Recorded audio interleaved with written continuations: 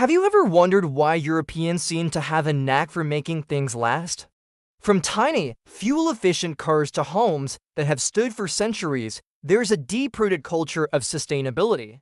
But this isn't some new eco-trend. It's a story born from scarcity, shaped by hardship, and now, it's a powerful lesson for the rest of the world. This is how post-war Europe turned scarcity into its greatest strength. Imagine Europe in 1945. Cities lay in ruins, economies were shattered, and millions faced hunger.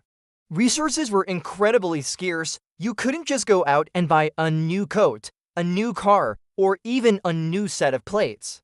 Everything from food and fuel to fabric and metal was rationed. This wasn't a choice, it was a matter of survival. This profound experience of scarcity didn't just disappear when the economy recovered. It became ingrained in the collective memory, shaping the values of generations to come. The mindset shifted from "what can I buy new?" to "what can I fix, reuse, or make do with?" This gave birth to what we now call a repair culture. In many parts of Europe, throwing something away just because it's a little broken is almost unthinkable. Your grandmother's sewing machine wasn't just a nostalgic item.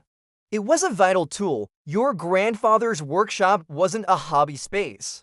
It was a repair hub. People learned to darn socks, patch clothes, and fix appliances. This practical skill set was passed down, creating a culture where repairing is the default, not the exception. Today, you see this legacy in the thriving repair cafes across the continent, where volunteers help people fix everything from toasters to bicycles, keeping valuable items out of landfills. It's about respecting the materials, the labor, and the energy that went into making an object in the first place. Now, let's talk about efficiency, especially when it comes to our homes and cities. After the war, rebuilding was a monumental task. But with limited materials and a desperate need for housing, they had to build smart. This led to a focus on smaller, more efficient living spaces. European apartments are famously compact compared to their American counterparts. This isn't just a style choice, it's a legacy of resourcefulness. A smaller home requires less material to build, less energy to heat and cool, and encourages you to own fewer things. This philosophy extends beyond individual homes to entire cities. European cities were largely rebuilt around people, not cars. The narrow, walkable streets of old towns were preserved, and new developments prioritized public transportation. Why? Because fuel was expensive and cars were a luxury. Investing in trams, buses, and trains was simply the most efficient way to move millions of people. This historical necessity has now become a major environmental advantage. Cities like Amsterdam, Copenhagen, and Berlin are global models for sustainable urban living, with extensive bike lanes and world-class public transit systems that reduce congestion and pollution. They prove that a high quality of life doesn't depend on everyone owning a car.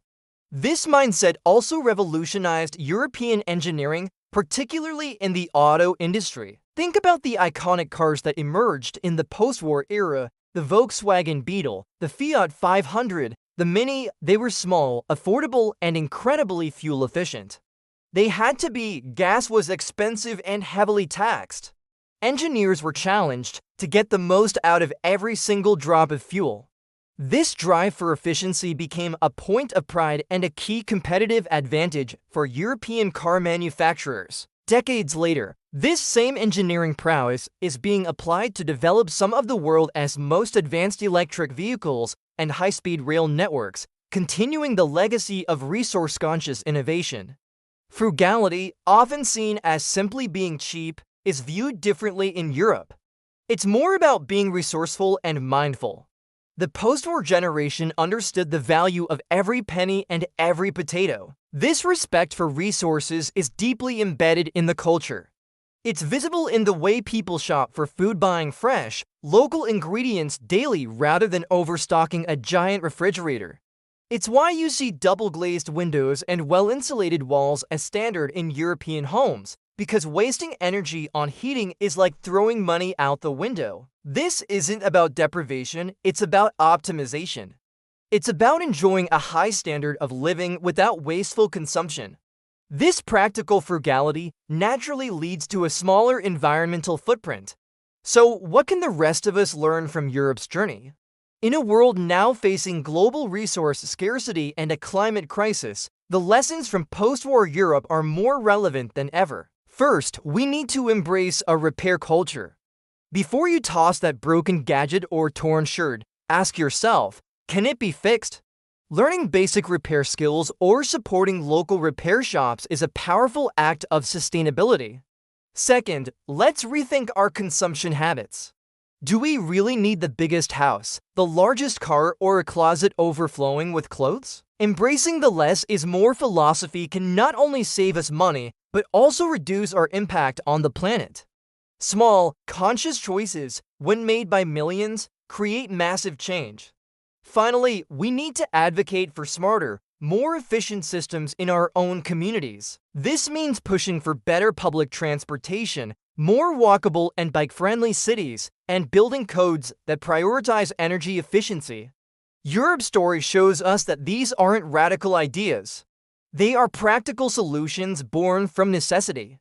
The scarcity that once crippled a continent forged a resilience and ingenuity that now holds the key to a more sustainable future for all of us. The mindset of a survivor, resourceful, efficient, and unwilling to waste is exactly the mindset we need to navigate the challenges of the 21st century.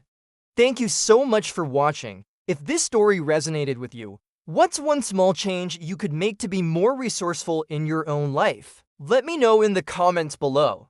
And don't forget to like and subscribe for more stories about how the past is shaping our future. See you next time.